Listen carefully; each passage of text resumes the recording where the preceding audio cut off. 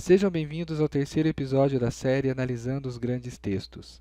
Neste vídeo, analisaremos um texto italiano do escritor Umberto Eco, cujo título é Como os livros prolongam a nossa vida. Este texto faz parte da obra La Bustina di Minerva. Lembre-se de que na descrição do vídeo você encontra links para baixar o arquivo em PDF do texto, bem como o arquivo em MP3. Assim você terá mais ferramentas para complementar os seus estudos de italiano. Chega de papo, vamos à leitura do texto. Una volta, Valentino Bompiani aveva fatto circolare un motto: un uomo che legge ne vale due. Detto da un editore, potrebbe essere inteso solo come uno slogan indovinato, ma io penso significhi che la scrittura, in generale il linguaggio, allunga la vita. Sin dai tempi in cui la specie incominciava a emettere i suoi primi suoni significativi, le famiglie e le tribù hanno avuto bisogno dei vecchi.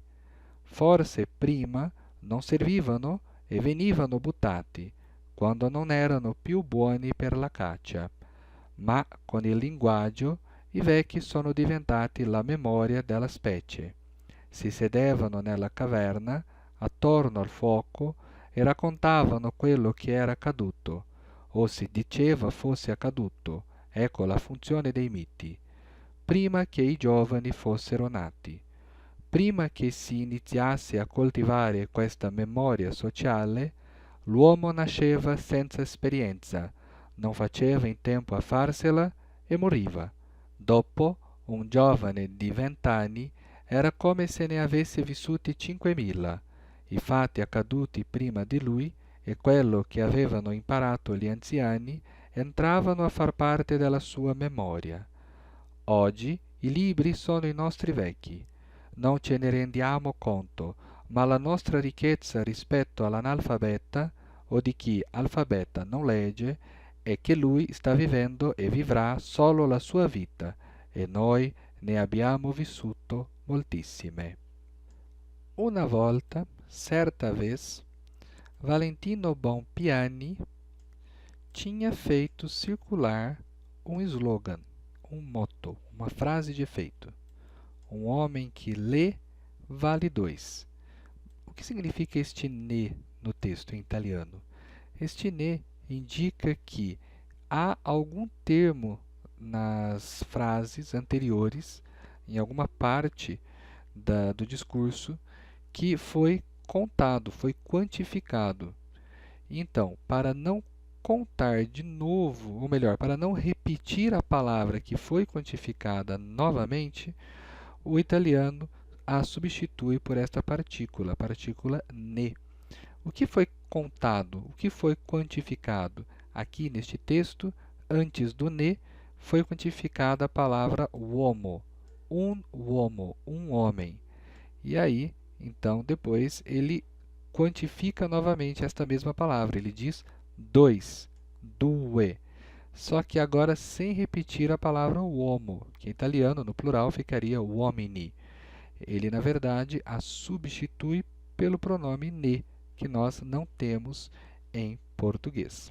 Está bem? Então, un uomo che legge ne vale due. Aqui em português, nós simplesmente dizemos um homem que lê vale por dois. Fica subentendida a palavra homem. Dito por um editor, o da aqui, na voz passiva, ele introduz o agente da passiva. Em português, nós usamos a preposição por, o italiano usa a preposição da. Poderia ser compreendido somente como um slogan adivinhado, ou seja, dito no momento de inspiração. Assim. Mas eu acho que significa que a escrita, em geral, a linguagem, veja que o autor aqui, Umberto Eco, toma a liberdade de ampliar o sentido da frase dita por Valentino Bompiani. Prolonga a vida. Desde os tempos nos quais inclui a espécie começava a emitir os seus primeiros sons com significados, significativi, as famílias e as tribos, note o plural da palavra tribu, tiveram necessidade, hanno avuto bisogno, dos velhos, dos anciãos. Talvez antes, talvez em um primeiro momento, prima, não serviam e eram jogados fora, né? Venivano buttati, deixados de lado, abandonados, quando não eram mais bons para a caça, ou seja, quando não mais eram bons para a caça. Então aqui ele faz uma conjectura. Talvez lá no início, no princípio dos tempos, quando uma pessoa alcançava certa idade, ela era descartada, afinal não servia para caçar. Mas, com a linguagem, os velhos se tornaram a memória da espécie. Sentavam-se, veja que em italiano é perfeitamente possível começar uma oração com um pronome oblíquo. Si sedevano, aqui no caso um pronome reflexivo, né? Sentavam-se na caverna, em volta da fogueira, attorno al fuoco, e contavam aquilo que havia acontecido, aqui é um mais que perfeito, né?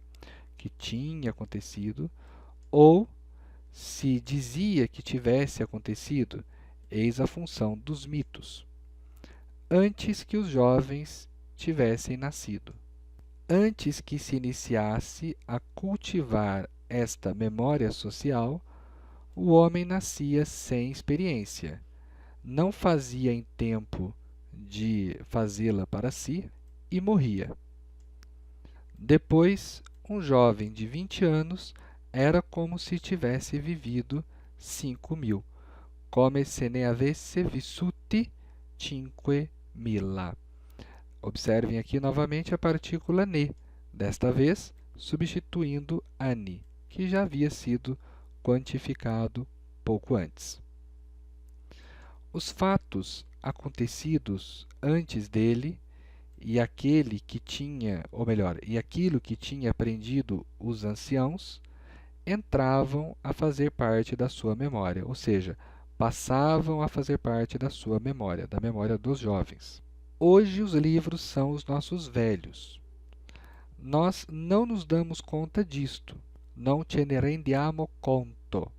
O ne aqui, agora, não substitui algo quantificado anteriormente, mas algo que, se estivesse expresso nesta oração, teria a preposição de como antecedente. Está bem? Bom, vejamos então, afinal, o que é aquilo de que nós não nos damos conta.